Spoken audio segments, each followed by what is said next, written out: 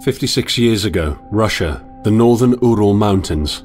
A group of 9 students of the Ural Polytechnic Institute embarked upon a difficult winter expedition to reach the Otorten mountain. Their journey seemed to progress according to plan. However, on the 7th day of their trip, the weather conditions worsened. They lost their orientation and were forced to set up a camp on the slope of the mountain called Kholat Siakal. It was their last stop. 3 weeks later in Yekaterinburg, when their families received no word of their success, the first rescue expeditions were sent.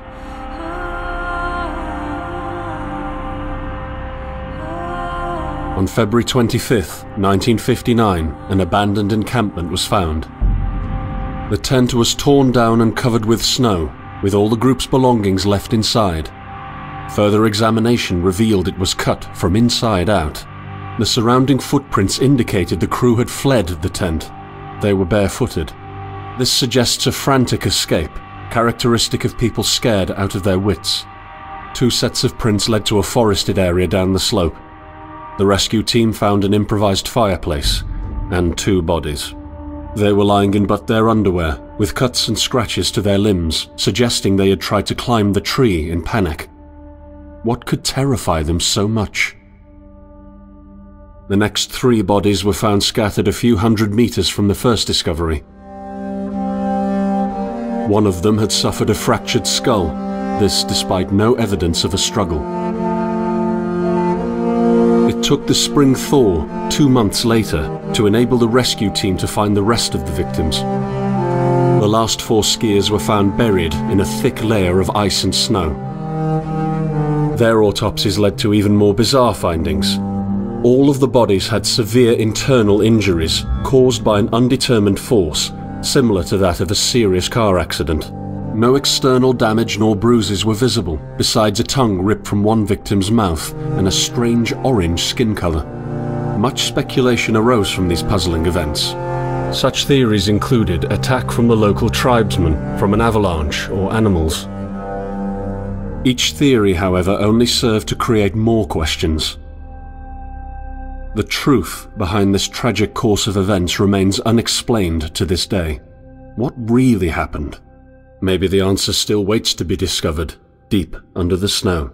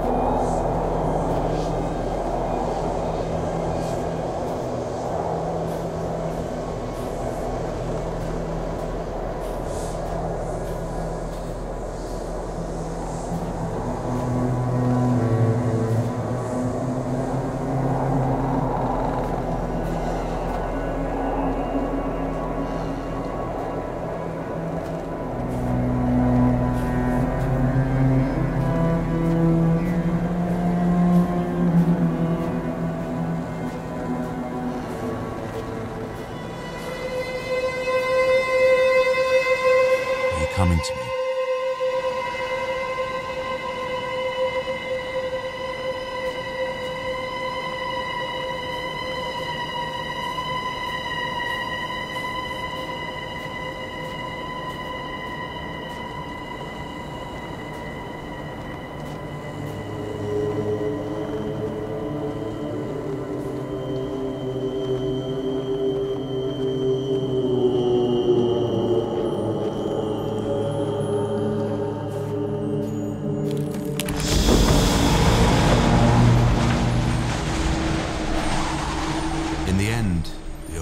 I saw was a flash, an insufferable burning light, the pain ripping apart my body. I felt it tearing out of my soul. After a while, I was nobody, nothing. The light went out and I vanished into overwhelming darkness. I welcomed the end with delight.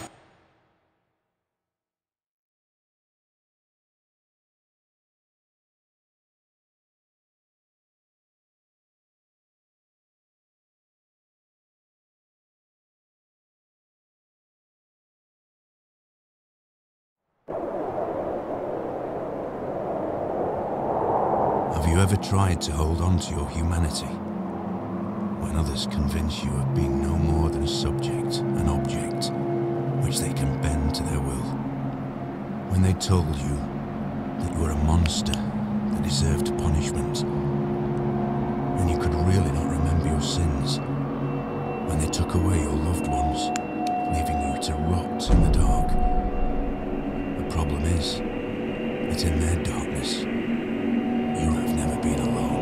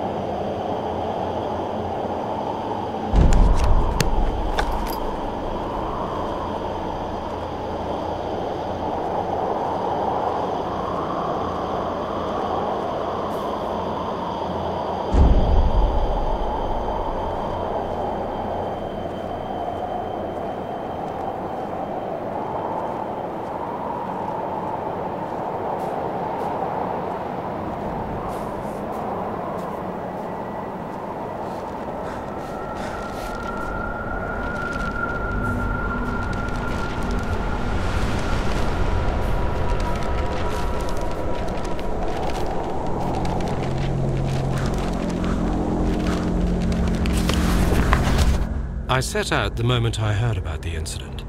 I was in the area, so I reported to the unit myself to be automatically assigned to the case. I arrived at Vishai on February the 19th, a couple of days before the Institute's rescue group.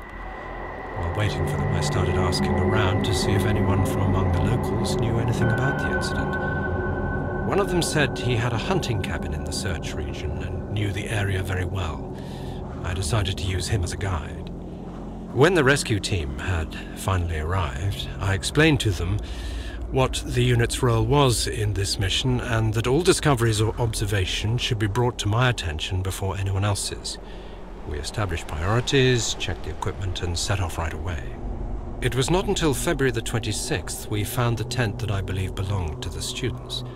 Initial findings show that the people in the tent cut its sidewall and for some reason tried to escape from it in panic. The tracks in the snow led to a forest 1.5 kilometers away. But the trail went cold after 500 meters and we had to carefully search the entire area. This was not a place of any average incident. We had shivers crawling all over our bodies because of the atmosphere surrounding us. I was convinced that something more than just an accident had occurred here. I had the feeling we were dealing with something unnatural.